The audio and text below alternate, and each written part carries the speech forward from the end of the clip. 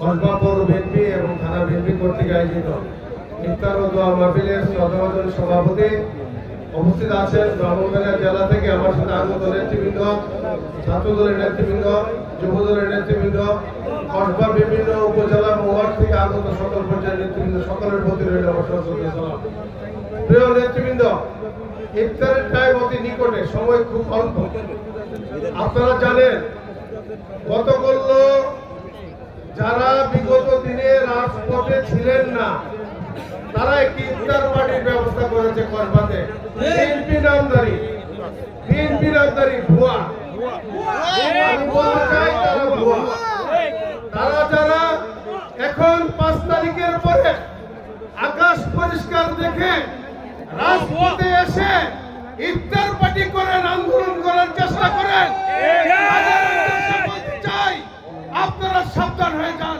কসবার মাটিতে আপনাদের পদর্পণ আমরা চলতে দিব না ইনশাআল্লাহ। কারণ 5 তারিখের আগে আপনারা ছিলেন না, 5 তারিখের পরে যদি আপনারা রাজনীতি করতে চান, 5 তারিখে যারা ছিল তাদের পেছনে দাঁড়িয়ে রাজনীতি করতে হবে। আমি বলতে চাই গতকাল কিছু বক্তা বলে গিয়েছেন ব্রাহ্মণবাড়িয়া জেলার সম্মেলনের সম্বন্ধে। ব্রাহ্মণবাড়িয়া জেলার সম্মেলনের প্রথম অধিবেশন হয়ে গিয়েছে। দ্বিতীয় অধিবেশনের সিদ্ধান্ত আমাদের ভারপ্রাপ্ত চেয়ারম্যান জনাব তারেক রহমান দিবেন। দ্বিতীয় অধিবেশনের সিদ্ধান্ত ওনার সিদ্ধান্তে চূড়ান্ত হবে। কোন অযাচিত ভোট হবে না, ভুয়া ভোট, কোন 517 ভুয়া ভোটের নির্বাচন ব্রাহ্মণবাড়িয়া জেলা বিএনপিতে হবে না।